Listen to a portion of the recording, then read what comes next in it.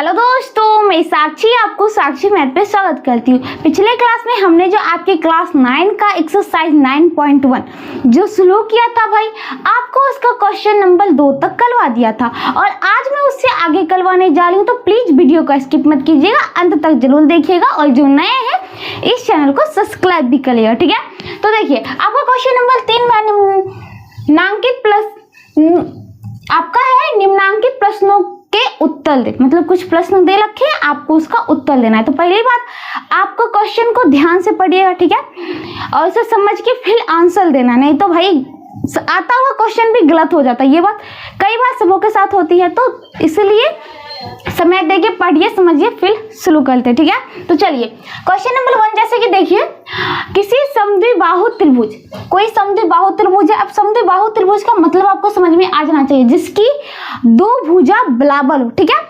तो के आधार पर कौन जो है x और y है। मान लीजिए एक समद्विबाहु त्रिभुज है आपका और ये a b c, इनमें दो भुजा बराबर है और कहता है उस पे आधार का कोण जो है x है, एक y है, ठीक है। तो x और y में क्या संबंध है भाई, आपको पता है समद्विबाहु त्रिभुज और आधार कह दिया है कि आपका कोण x और y है, तो आप जानते हैं भाई समद्विबाहु त्रिभुज में आधार का कोण क्या होते हैं, बराबर होते हैं। तो भाई ये हो जाएगा आपका क्या संबंध है, तो x बराबर y, ठीक है।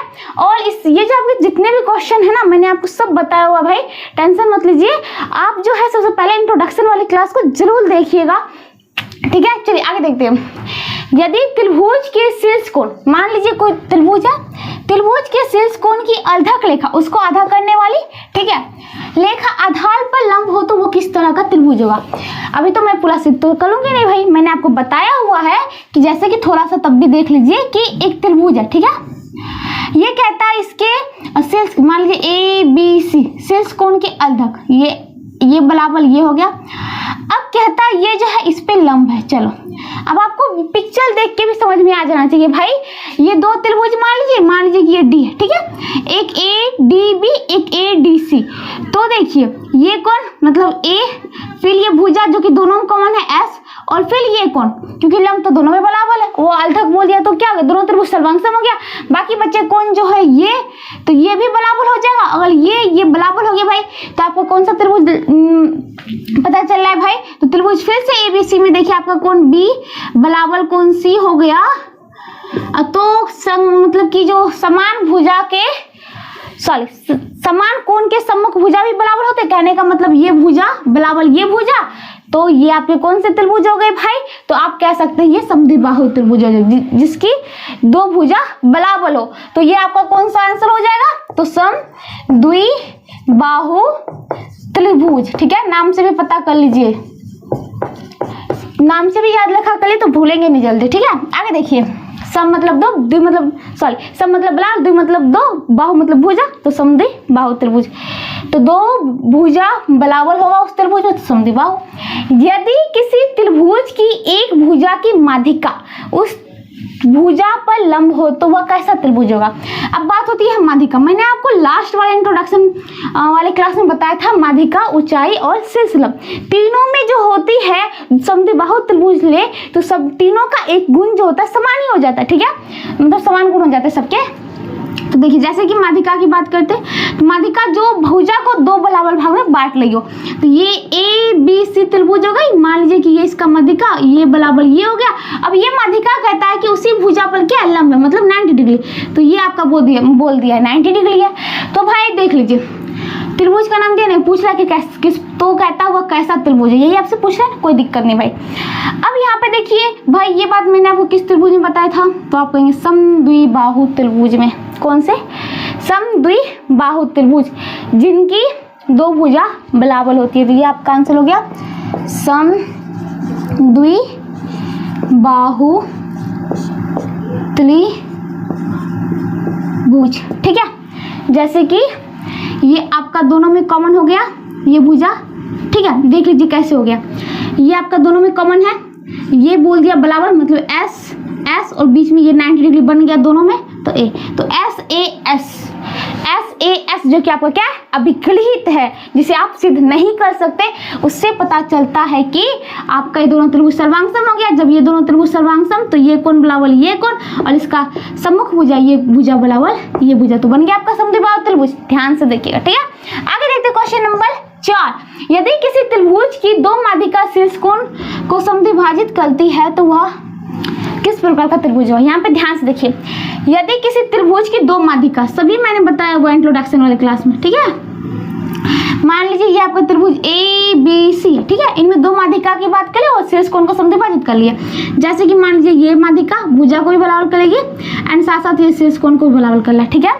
फिर देखिए ये आपका एक माध्यिका चला, ये भी भुजा को भी बराबर कर लिया और ये जो है अपने कोण को भी बराबर करते चल रही है, ठीक है।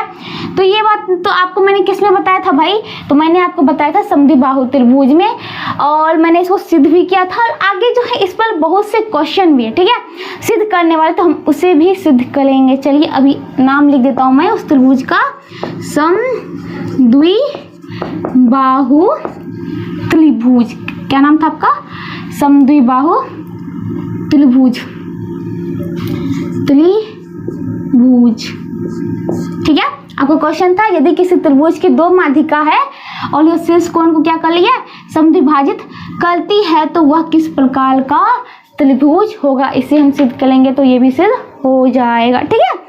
आगे चलते हैं क्वेश्चन नंबर 5। यदि किसी त्रिभुज के शीर्षलंब आधार को समद्विभाजित करे तो वह कैसा त्रिभुज होगा। भाई वही बात बार बार आ रहा है आपका समद्विबाहु त्रिभुज वाला। कहता है कि यदि किसी त्रिभुज के शीर्षलंब, चलो ये त्रिभुज है ABC, ठीक है, इसके कहते हैं कि शीर्षलंब, चलो शीर्षलंब देते हैं 90 डिग्री और ये आधार को समद्विभाजित करती है, मतलब ये दोनों बराबर। ये भाई वही तो हो गया, ये दोनों में कौन है S, फिर ये एंगल बन गया, ये S हो गया, तो ऐसे S से मतलब जब अभिकलित है तो किस प्रकार का त्रिभुज होगा भाई, तो आपका आंसर होता है समद्विबाहु त्रिभुज। यहाँ पे देखिए लिख देती हूँ मैं, समद्विबाहु त्रिभुज, ठीक है। तो आपका आंसर क्या निकला, समद्विबाहु त्रिभुज। आगे देखते हैं क्वेश्चन क्या, क्वेश्चन नंबर 6। यदि किसी त्रिभुज की दो माध्यिका बराबर हो तो वो कैसा त्रिभुज होगा। भाई जल्दी बताओ, जल्दी कमेंट कर को। तो आप कहेंगे भाई यदि किसी त्रिभुज की दो माध्यिका बराबर कर दी तो वो कैसा त्रिभुज होगा। हमने पढ़ा था, किस में पढ़ा था, तो समद्विबाहु त्रिभुज में, समद्विबाहु त्रिभुज में, ठीक है। जैसे कि ये देखिए समद्विबाहु त्रिभुज लेते हैं, ये बराबर ये कोण बराबर ये कोण, और कहता है कि यदि किसी त्रिभुज की माध्यिका मतलब भुजा को दो भाग में काटने वाला, तो इसका आधा ये, तो ये हो गया, तो उसी प्रकार इसका भी आधा ये, तो ये दोनों तो आपस में बराबर ही हो जाएगा भाई। मतलब नीचे वाला पार्ट देखिए, एक बड़ा सा पिक्चर में लेती हूँ आपको समझाने के लिए, यहाँ पे लेती हूँ, ठीक है। चलो मान लो ये आपका त्रिभुज ABC समद्विबाहु त्रिभुज है, जिसमें ये कोण बराबर ये कोण। अब जो है आपकी माध्यिका जो कि भुजा को दो बराबर भाग में बांटती है, आपको पता है कि AC बराबर AB है, इसका आधा ये और यहाँ से जो लेंगे ये भी बराबर हो जाएगा, ठीक है। उसके पश्चात नीचे देखिए ये भी जो है आपका क्या है, दोनों में कॉमन आ गया। फिर देखिए ध्यान से देखिएगा, आपका जो कोण बन रहा था ये, तो क्या हो गया S, फिर A, फिर यहाँ पे जो आपका S है वो, तो SAS अभिकलित से क्या हो गया, आपका सर्वांगसम हो गया। तो आपका आंसर क्या होगा, समद्विबाहु त्रिभुज। तो कहाँ गया था क्वेश्चन है भाई आपका, यदि किसी त्रिभुज के दो शीर्षलंब, यहाँ पे यहाँ था, यदि किसी त्रिभुज की दो माध्यिका बराबर, पहली बात तो हमने माध्यिका का किया, तो वो कैसा त्रिभुज होगा, समद्विबाहु त्रिभुज होगा। फिर अगला क्वेश्चन है, यदि किसी त्रिभुज के दो शीर्षलंब बराबर हो तो वह किस प्रकार का त्रिभुज होगा। आपसे फिर से वही क्वेश्चन, तो वह किस प्रकार का त्रिभुज होगा भाई, शीर्षलंब। अब इसी को 90 डिग्री बना दो, तब भी तो बात वही होती है भाई। आपका दो कोण इसमें आ गया, एक कोण ये हो गया और साथ साथ एक कोण ये हो गया, और एक भुजा जो कि बीच में आपका क्या है, मतलब बेस पे है। तो AAS ऊपर में था ना, तो उससे भी आपका होता है। तो ये किस में पढ़े थे भाई, समद्विबाहु त्रिभुज में। तो मतलब त्रिभुज सर्वांगसम हो गया, तो फिर क्या होगा, समद्विबाहु त्रिभुज में यदि किसी त्रिभुज के दो शीर्षलंब बराबर हो तो किस प्रकार का त्रिभुज होगा, समद्विबाहु त्रिभुज। क्योंकि भाई देखो एक बार फिर से देख लीजिए, ये लंब हो गया, ये लंब हो गया, ठीक है। तो ये एंगल, चलो इसको हटा देती हूँ, ये एंगल फिर आपका जो है एक तो एंगल इस समद्विबाहु त्रिभुज में, चलो ये ए और ये भुजा जो कि कॉमन है, ठीक है। या फिर यहाँ पे देखिएगा अगर आपसे पूछता है क्या वह किस प्रकार का त्रिभुज है, सिलसिलम्बी बलाबल कर देता है, तो यहाँ से ये भी देख सकते हैं भाई ये सिलसिलम्बी आपका दोनों में क्या कर रहा है, बलाबल कर रहा है। तो ये हमने जो पढ़ा था वो समद्विबाहु त्रिभुज में पढ़ा था। अभी टेंशन मत लीजिए, आगे कुछ क्वेश्चन है मैं उसको सॉल्व करूंगी। आपका ये वाले जितने भी क्वेश्चन होंगे, 2 मध्यिका 2 सिलसिलम, तो वो क्लियर अच्छी तरह से हो जाएगा। ऐसे तो मैंने किया था इंट्रोडक्शन वाले, फिर से हो जाएगा, टेंशन मत लो, ठीक है। आगे चलते हैं। तो आपका आंसर समद्विबाहु त्रिभुज। यदि किसी त्रिभुज की शीर्ष कोण जो होता है, यदि किसी त्रिभुज के शीर्ष कोण का अर्धक आधार को समद्विभाजित करता है, तो देखो मैंने तो 1 वाला तो अच्छे से क्लियर कर लिया, दूसरा वाला कुछ क्वेश्चन बनाएंगे उस पर क्लियर हो जाएगा, टेंशन मत लीजिए। यदि किसी त्रिभुज, अगला क्वेश्चन जो है, यदि किसी त्रिभुज के शीर्ष कोण का अर्धक आधार को भी समद्विभाजित करता है। जैसे कि देखिए एक कोई त्रिभुज है, इसका शीर्ष कोण जो है ए बी सी, ठीक है, और इसका जो अर्धक है मतलब आधा आधा बांटने वाला, वो आधार को भी बांट ले, मतलब ये भुजा बराबर ये भुजा और ये कोण बराबर ये कोण। भाई देख लो ये हो गया आपका ए, ये दोनों में कॉमन आ गया एस ए जो कि आपका परमेय है, उससे आपका दोनों त्रिभुज क्या होता है भाई, दोनों त्रिभुज सर्वांगसम होते हैं, और सर्वांगसम होते हैं तो भाई ये कोण बराबर ये कोण, और समान कोण के सम्मुख भुजा क्या होंगे, बराबर होंगे। तो आपके दो भुजा बराबर हो गए, तो ये कौन सा त्रिभुज होगा भाई, तो समद्विबाहु त्रिभुज होगा। चलो तो आपका आंसर समद्विबाहु त्रिभुज, ठीक है। नाम से याद रखिए इसका काम क्या है, ठीक है। चलिए आगे देखते हैं। ABC किस प्रकार का त्रिभुज होगा, यदि माध्यिका BE बराबर C, तब से तो ये बना ले भाई। चलो सीधा मैं लिख देती हूँ, ये कैसा होगा, समद्विबाहु त्रिभुज। एक ही बात को आपको घुमा फिरा के लिखा हुआ है, जो कि आपके मैं बार बार कहती हूँ, आप मेरा इंट्रोडक्शन का लास्ट वाला लेक्चर देखिए, उसमें इस तीनों के बारे में मैंने पूरा बताया हुआ है, ठीक है। तो चलिए आगे देखते हैं क्या है। अब देखिए जो आपका अगला क्वेश्चन है, क्वेश्चन नंबर 4 क्या कहता है, नीचे की आकृति में यदि L जो लेखा है समानांतर है BC का और AB जो है आपका बराबर है AC, AB ये देखिए AB बराबर है AC का, ठीक है। तो कौन C का मान ज्ञात करें, तो कौन C जो आपका ये है ना वो पूछ ले, कब दिक्कत है आपको नहीं होना चाहिए। चलो देखो आपको दिया है आपको L समानांतर है BC, आपको यहाँ पे देखिए जो और क्या दिया हुआ है कि AB बराबर है AC, ठीक है। और यहाँ पे देखिए और बात करते हैं कि ये जो है आप मैं बोल सकती ये जो कोण यहाँ पे देखिएगा इतने तो दिया हुआ है आपको, ठीक है। यहाँ पे आपको एक कोण भी दिया हुआ है, अब यहाँ पे तो नाम तो दिया नहीं, बिंदु का मान लो ये बिंदु आपका D है, ठीक है। तो DAB is equal to 70 degree. अब यहाँ पे जब बोला कि L जो है समानांतर है BC का, देखिएगा हल देखते हैं भाई, ये तो इतना तो हम दे दिए पिक्चर से, ठीक है। अब हल देते हैं। आपको दिया है कि L समानांतर है BC का, और यहाँ पे देखिएगा आपको एक कोण दे रखा है DAB is equal to 70 degree. तो यहाँ पे हम बोल सकते हैं कि कोण DAB इज इक्वल टू कोण ABC किससे, तो ये 70 डिग्री हो गया भाई। ये आपका होता है एकांतर कोण से, एकांतर कोण ही बताया था ना, जब दो रेखा समानांतर हो, आपकी तिर्यक रेखा यहाँ पे मान लीजिए AB है, तो आपको अगर एकांतर कोण नहीं आता तो देखिएगा आकृति में जड़ बनेगा, बन रहा है जड़, ठीक है, एकांतर कोण से। तो यहाँ पे देखिएगा तो कोण ABC इक्वल टू कितना हो गया आपका 70 डिग्री, मतलब आपका कोण जो B है वो होता है 70 डिग्री। अब पूरा देखिएगा भाई आपका जो भुजा है AB बराबर है AC का, ठीक है।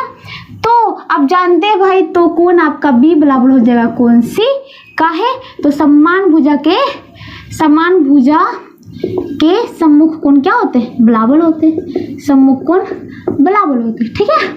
तो कोण B आपका 70 डिग्री इक्वल टू कोण C, तो आपका कोण C का वैल्यू कितना निकलता है 70 डिग्री। तो पूछ रहा था कोण C का वैल्यू निकाले, तो आपका कोण आंसर आता है 70 डिग्री C, ठीक है।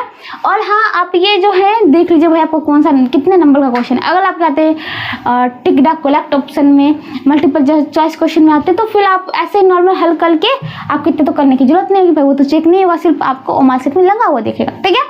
तो आप सीधा आंसर निकाल लीजिएगा। ओके भाई, यहाँ पे 70, यहाँ पे 70, ये दोनों भुजा बराबर, ये कोण भी बराबर, तो 70 सीधा निकल जाएगा। आगे देखते हैं क्वेश्चन नंबर 5। नीचे के चित्र में यदि पी क्यू बराबर है, देखिएगा बिंदु P और Q बराबर है PR का, अच्छे से क्वेश्चन को ध्यान से पढ़ना है, मिलाना है, तब आगे बढ़िएगा, ठीक है। तो अल्फा का मान ज्ञात कर लीजिए, ये आपका यहाँ पे है अल्फा। चलो बात करते हैं भाई, यहाँ पे देखिएगा आपको दिया है कि PQ जो है बराबर है PR का, यहाँ पे देखिएगा PR लिख देती हूँ, PR। तो भाई आपका जो होगा कोण Q बराबर कोण R का है भाई, तो सम्मान PR लिया कोण, देखिएगा PQ के सामने तो R है तो उल्टा लिखा गया, सुल्टा कर देता हूँ। PQ के सामने कौन सा है, कोण R बराबर कोण Q, ठीक है, ऐसे होगा। समान भुजा के सम्मुख कोण, सम्मुख कोण क्या होते हैं, बराबर होते हैं। ओके आगे चलते, तो कोण R जो है आपको नहीं पता है, चलो कोण R इज इक्वल टू कोण Q आपको 60 डिग्री दे रखा है, तो कोण R बराबर हो गया 60 डिग्री, ठीक है।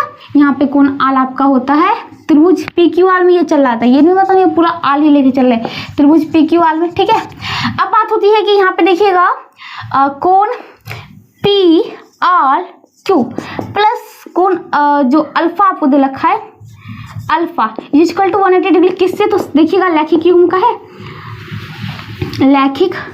लैखिक युग्म हमने पढ़ा था ना, जब जो क्या कहते हैं इसको, आसन्न कोण में, जब आसन्न कोण को बनाने वाली, मतलब कि कॉमन जो भुजा होती है उनको छोड़ के जो अन्य भुजा होती है एक सीधी सरल रेखा बन जाएगी, उसके विपरीत हो जाए तो क्या होती है, वो लैखिक बन जाती है, उसे लैखिक युग्म कहते हैं, और उसके कोणों का योग 180, ठीक है।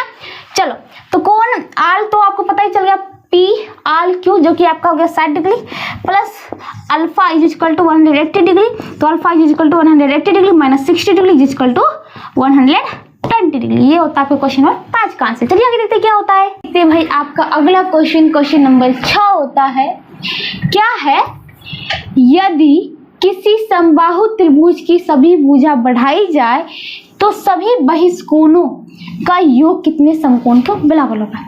तो यहाँ पे देखिए एक समबाहु त्रिभुज लेते, पहले से लक्ष्य में समझ लेते थोड़ा सा, ठीक है। आपको पता है सभी कोण 60 डिग्री, कितने डिग्री का हो, 60 डिग्री का। तो यहाँ पे बात होती है कि बहिष्कोण कितने होंगे, तो आपको पता है यहाँ पे 120 हो जाए क्योंकि लैखिक युग्म से, फिर आपको ये भी पता है कि ये भी आपका 120 हो जाएगा, देन उसके बाद आपको ये भी पता है कि ये भी 120 हो जाएगा लैखिक युग्म से, ठीक है। और हम जोड़ते हैं तो 120 गुने 3 तो 360 डिग्री। तो बात होती है कि समबाहु त्रिभुज हो रही है, ठीक है। तो बहिष्कोणों का योग, तो बहिष्कोणों का योग आपके होते 360 डिग्री। ओके तो 360 डिग्री होते हैं भाई, तो कहता है बहिष्कोणों का कितने समकोण के बराबर है। तो आप यहाँ से बनाना शुरू करते हैं भाई, समबाहु त्रिभुज के सभी बहिष्कोणों का योग, बहिष्कोणों का योग कितना होता है, 360 डिग्री होता है।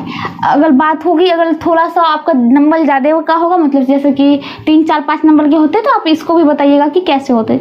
भाई सभी समबाहु त्रिभुज है, प्रत्येक कोण जो होते हैं 60 डिग्री, तो भाई यहाँ पे बहिष्कोण जो बनेगा प्रत्येक का 120 डिग्री, और 120 तो 3 हो गए, तो 120 गुने 3 करेंगे तो 360 डिग्री, ठीक है।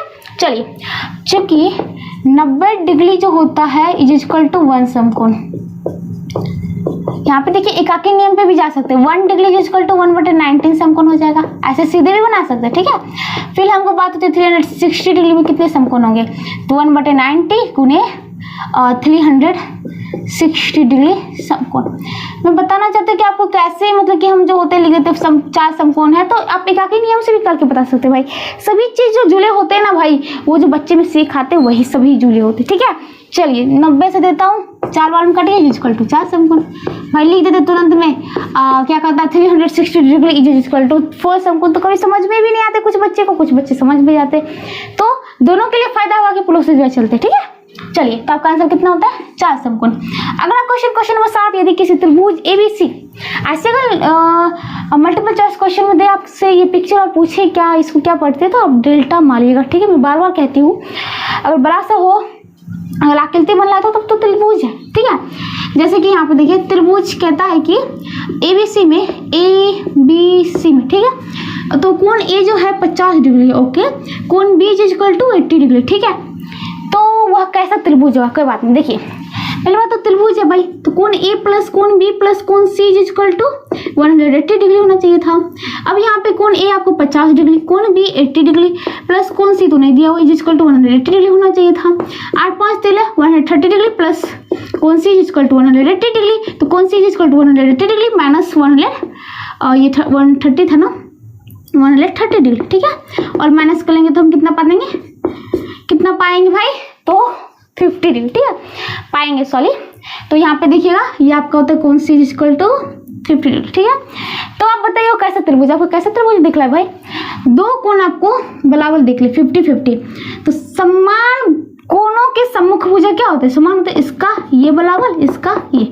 तो जब आपको दिख गया कि दो भुजा बराबर होंगे तो हम कह सकते हैं ये कैसा त्रिभुज है भाई, तो समद्वि बाहु त्रिभुज है। इसी प्रोसेस से बना के भाई, तो यहाँ पे होता है, यहाँ पर आगे लिख दीजिएगा, यहाँ पर कोण आपका A बराबर कोण C, तो सम्मुख जो भुजा होंगी वो कौन सा सम्मुख भुजा, देखिए तो कोण A का सम्मुख BC is equal to AB, तो इसलिए यह समद्वि बाहु त्रिभुज है। आपको याद करने की जरूरत नहीं बोले भाई समद्वि बाहु त्रिभुज किसे कहते हैं, उसके नाम में खोजिए अर्थ खुद निकल के आएगा, ठीक है। अगला क्वेश्चन, मैं बार बार ये बात को बोलती हूँ भाई आपसे, ठीक है। चलो अगला क्वेश्चन, क्वेश्चन नंबर 2, किसी त्रिभुज ABC में ये भी बराबर है AC का, AB बराबर है AC का, कोण A is equal to 100 degree, तो कोण B की माप याद करिए। तो सिंपल सा क्वेश्चन देखिएगा, आप यहाँ पे पिक्चर भी ड्रॉ कर लीजिए ABC में, ठीक है। कहता है AB बराबर है AC, ये C आपका है, AB बराबर है AC, ठीक है। कोण A आपको दे रखा है 100 डिग्री, कोई बात नहीं भाई, तो कहता है कोण B की माप याद करिए। तो पहली बात यहाँ पे देखिएगा आपको दिया हुआ है कि AB बराबर है AC का, तो सम्मुख जो कोण होगा, तो AB के सम्मुख कोण कौन सा है, कोण C इज इक्वल टू कोण B, ठीक है। अब बात होती है कि देखिएगा चूंकि यहाँ पे देखिएगा पहले थोड़ा सा कोण A प्लस कोण B प्लस कोण C is equal to 180 degree, यही से आगे का प्रोसेस शुरू कर दीजिएगा, कोई दिक्कत नहीं होगी, ठीक है। चलिए, तो कोण A आपको दे रखा है 100 डिग्री प्लस कोण B प्लस कोण C is equal to 180 degree, तो कोण B प्लस कोण C is equal to 180 degree minus 100 degree is equal to 80 degree. आपसे कौन सा पूछ रहा है भाई, B, तो देखिए B बराबर C निकल के आया ना, तो हम यहाँ पे लिख सकते हैं कोण B प्लस कोण B is equal to 180 degree, तो 2 कोण B is equal to 80 degree, 2 से काटेंगे तो 40 डिग्री, तो आपका आंसर कोण B बराबर 40 डिग्री। तो ये ला आपका कोण, ये 40 डिग्री, ये भी 40 डिग्री, ठीक है। तो इसी के साथ आपका क्वेश्चन नंबर 7 खत्म होता है। चलिए आगे देखते हैं क्वेश्चन नंबर 8 क्या कहता है। अब देखिए जो आपका अगला क्वेश्चन नंबर 8 होता है भाई, तो क्वेश्चन नंबर 8 का पहला क्वेश्चन देखिए, इसमें सॉरी पहले बात जान लीजिए भाई, आपके इसमें 4 क्वेश्चन है, ठीक है। तो इसमें जो 4 क्वेश्चन है जो हमने प्रतिबंध कसौटियां पढ़ी थी त्रिभुज की सर्वांग समता के लिए, ठीक है। तो भाई हमने जो आपको बताया था ये मतलब कि त्रिभुज कैसे बनाते उस आधार पे लेके बताया था, आपको पूरा क्लियर भी हो गया और समझ में भी आ गया होगा, और क्या कहते हैं याद भी करने की जरूरत नहीं पड़ी होगी, ठीक है। चलो, तो इसमें भी वही प्रकार के क्वेश्चन है। देखिए क्वेश्चन नंबर 1 जैसे कि दिखाता हूँ, दो त्रिभुजों के सर्वांगसम होने के लिए भुजा प्रतिबंध को लिखे। यहाँ पे आपको सिद्ध नहीं करना है भाई, बस लिखना है कि भुजा किस प्रकार से ये दो त्रिभुज जो होंगे सर्वांगसम हो जाएंगे, ठीक है। जैसे कि पहला का आंसर देखिएगा आप, फर्स्ट का, तो दो त्रिभुजों के सर्वांगसम होने के लिए कौन सा कहला है, भुजा। तो इसको आप कह सकते हैं S एस कसौटी। यहाँ पे प्रतिबंध लिखा है, मतलब कि प्रतिबंध में ही तो हम चल रहे थे भाई। 6 चीज को लेके चलना भाई, 3 दोनों का कोण देखो, मतलब 3 कोण देखो, 3 को भुजा देखो, तब जाके बैठाओ। तो भाई परेशानी होती 6 चीज को लेके चलना, भाई हर चीज में तो मिलता नहीं है, ठीक है। तो इसलिए हमने प्रतिबंध करके कि हाँ हमारा पुल भी जाए और साथ साथ हमें कम ही चीज की जरूरत हो, तो हमने देखा 3 चीज तो सभी में लग रहे थे और हमने चाल जो था निकाला था, कौन कौन सा थोड़ा सा रिवीजन हो जाए, ठीक है। चलिए पहले बात तो भुजा का देखा था, ये तो आपका क्या था, एक पल में था। अगर हम बात करते हैं अभिगृहित की, तो था SAS, इस पे सभी को लाके सिद्ध कर सकते। उसके पश्चात ASA, यह भी आपका पल में था। उसके पश्चात समकोण मिले तो RHS हो गया था। उसके पश्चात AAD, तो याद रखिएगा ये आपका कसौटी नहीं है, AAE देता तो ये आपका कसौटी नहीं है, ठीक है। उसके बाद बात करते हैं AAS, ये आपका उपपल में था, जिसे हम पल में पे लाके सिद्ध कर सकते, ठीक है। उसके पश्चात और तो सभी तो हो गए, 1 2 3 4 और 1 5, ठीक है, यही था। चलो और कुछ था तो बताइएगा कमेंट करके। चलो तो यहाँ पे जो आपको लिखना है प्रतिबंध लिखना है, ठीक है, याद रखिएगा। और ये मैंने आपको इंट्रोडक्शन वाली क्लास में भी बताया था, फिर से भी यहाँ लिखती हूँ, टेंशन मत लीजिए। यदि एक त्रिभुज की तीनों भुजा क्रमशः, तीनों भुजा जो है और दूसरे त्रिभुज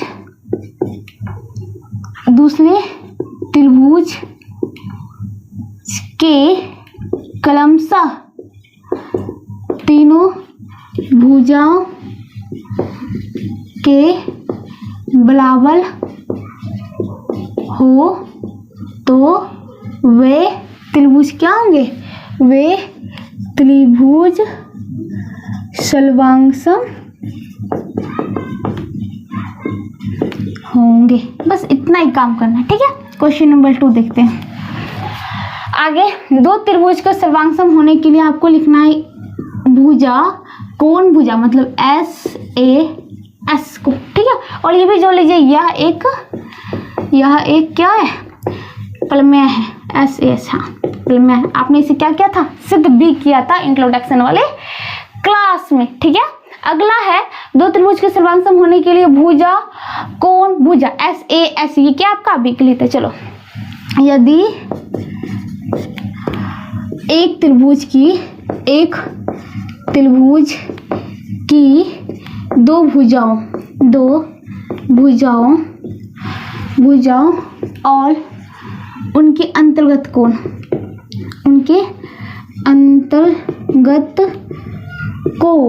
ठीक है। फिर दूसरे त्रिभुज की अंतर्गत कोण जो है दूसरे त्रिभुज की संगत भुजाओं और उनके बीच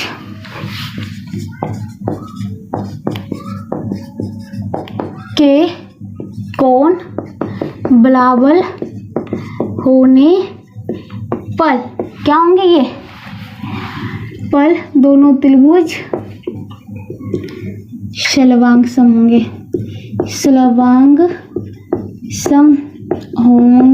ठीक है। अगला क्वेश्चन नंबर 3 आंसर। 2 त्रिभुजों के सर्वांगसम होने के लिए कोण भुजा कोण मतलब एंगल, साइड एंगल, तो बात करें तो ASA, ठीक है।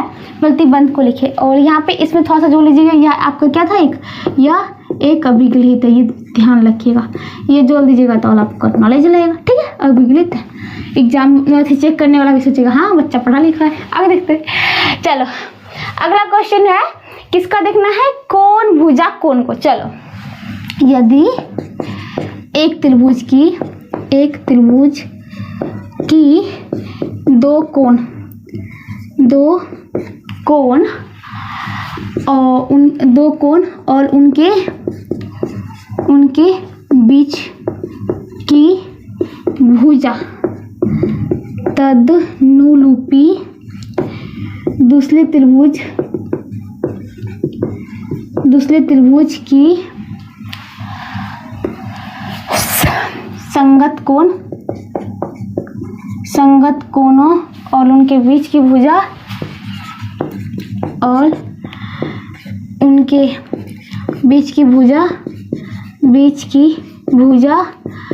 बराबर हो तो वे त्रिभुज सर्वांगसम होंगे।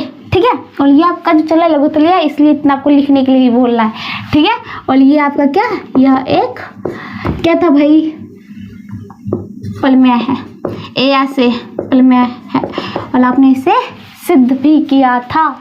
अगला क्वेश्चन नंबर 4, दो समकोण त्रिभुज के सर्वांगसम होने के लिए समकोण कर्ण भुजा। तो यहाँ पे समकोण के लिए राइट एंगल, कर्ण के लिए हाइपोटेनस और भुजा के लिए साइड। तो आल एच एस से कहते हैं ना त्रिभुज सर्वांगसम है।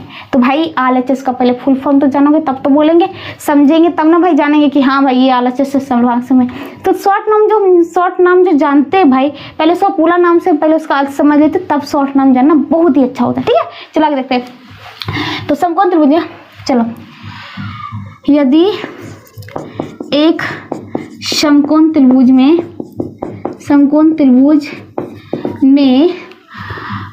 किसको देखना भाई, समकोण तो कह दिया, तो कोण तो आ गया राइट एंगल। ठीक है, तो बात होती है समकोण त्रिभुज में कर्ण और एक भुजा तदनुरूपी दूसरे समकोण त्रिभुज में, दूसरे समकोण ही लेना है। ठीक है, ये नहीं कि कुछ और, दूसरे समकोण त्रिभुज की कर्ण और संगत भुजा बराबर हो तो वे त्रिभुज क्या होंगे, सर्वांगसम होंगे। ठीक है, और सर्वांगसम का प्यारा सा चिन्ह याद रखिएगा भाई, दो बराबर का चिन्ह, फिर उसके ऊपर ये। ठीक है, बराबर तो कह दिया, उसके ऊपर ऐसे बना देना। और यह एक क्या है, प्रमेय है। तो ये बात थी। ठीक है, ये चाल थे, और चाल को भी आपका क्या लिखना था, प्रतिबंध, कहाँ पे कैसे प्रतिबंध में लगा हुआ है, फिर हम उसे तब भी जाके हम त्रिभुज को सर्वांगसम कह सकते थे। तो इसी के साथ आपको क्वेश्चन नंबर 8 खत्म होता है। चलिए आगे देखते हैं क्या है। अब आगे देखिए, आगे का जो क्वेश्चन है, क्वेश्चन नंबर 9 क्या कहता है। क्वेश्चन नंबर 9 है, समद्विबाहु त्रिभुज का प्रत्येक कोण डिग्री में लिखे। हेडिंग आपको दे दिया है, समद्विबाहु त्रिभुज पे आधारित क्वेश्चन है, और उसके प्रत्येक कोण को लिखना है। त्रिभुज भाई आ गया तो 3 कोण तो होगा ही, तो उसके प्रत्येक कोण को आपको लिखना, वो भी डिग्री में। डिग्री या आपको अंश कहे तो तब भी समझिए डिग्री, इंग्लिश में, हिंदी में अंश। आधार का प्रत्येक कोण जो है शीर्ष कोण का दुगुना है। यहाँ पे देखिएगा, पहले कहता है समद्विबाहु त्रिभुज है ABC। ठीक है, ये बराबर ये। अब कहता है कि आधार का प्रत्येक कोण जो है शीर्ष कोण का द्विगुना है। तो शीर्ष कोण ये हो गया, तो मान लीजिए ये x है, तो ये हो गया आपका 2x प्रत्येक, तो ये भी आपका 2x। ठीक है, तो यहाँ पे क्या देते हैं, माना कि शीर्ष कोण क्या है, x है, तो आधार का प्रत्येक कोण जो हो जाएगा प्रश्न के अनुसार, यहाँ पे थोड़ा सा डाल दीजिएगा, प्रश्न के अनुसार, क्वेश्चन के अकॉर्डिंग टू क्वेश्चन, आधार का प्रत्येक कोण दुगुना ना कहला, तो दुगुना 2x। चूंकि त्रिभुज के तीनों कोणों का योग कितना होता है, 180 डिग्री, इसलिए आपका कोण बन गया x + 2 x = 180 डिग्री, और तो 2 2 4 1 5 x = 180 डिग्री। अब यहाँ पे देखिए, 5 से 5 3 15, 3 0 5 6 31, तो x बराबर हो गया 36 डिग्री। तो आपका शीर्ष कोण निकल गया, शीर्ष कोण ये = 36 डिग्री। आधार कोण जो निकला आपका 36 दूनी 72 डिग्री, 72 डिग्री। तो ये थे आपके तीनों कोण, ठीक है। अगला क्वेश्चन, आधार का प्रत्येक कोण जो है शीर्ष कोण का चौगुना। अब यहाँ पे चौगुना कहने से डरिए मत भाई, चौ मतलब चार, गुना मतलब उसका चौगुना होगा। इसी प्रकार यहाँ पे दो मतलब दो गुना, तो शीर्ष कोण का 2 गुना था, यहाँ 4 गुना करते। जैसे कि त्रिभुज ए बी सी, ये एक्स है, ये 4x, ये 4x। आप ए भी मान सकते हैं, बी भी मान सकते हैं, कुछ भी मान सकते हैं। मैं यहाँ पे एक्स लेके चल रही हूँ, तो ये मत समझिए कि एक्स ही लेके चलना जरूरी है, नहीं। माना कि शीर्ष कोण क्या है, y ले लो कि x ले लो, चलो मैं x लेके ही चलती हूँ, x है, ठीक है। तो अकॉर्डिंग टू क्वेश्चन, प्रश्न के अनुसार या प्रश्नानुसार भी लिख सकते हैं सीधा, प्रश्नानुसार, इसी में आ गया प्रश्न अनुसार, ठीक है। जैसे कि देखिएगा यहाँ पे थोड़ा सा बता देती हूँ, प्रश्न जो अनुसार लिखेंगे, अनुसार तो आपने पढ़ाई होगा संधि, यहाँ पे आपके जो होते हैं व्यंजन में अ छिपा रहता है, और ये अ जो अ इक्वल टू आ होता है, और ये आ का चिन्ह इसमें लग जाता है, इसलिए बना प्रश्नानुसार, ठीक है, याद रखिएगा। चल आगे देखते हैं, मैंने बता दिया कि कैसे आता है। तो प्रश्नानुसार क्या हो जाएगा, आधार का प्रत्येक कोण, आधार का प्रत्येक कोण जो हो जाएगा आपका क्या हो जाएगा भाई, प्रश्न के अनुसार 4x, 4x।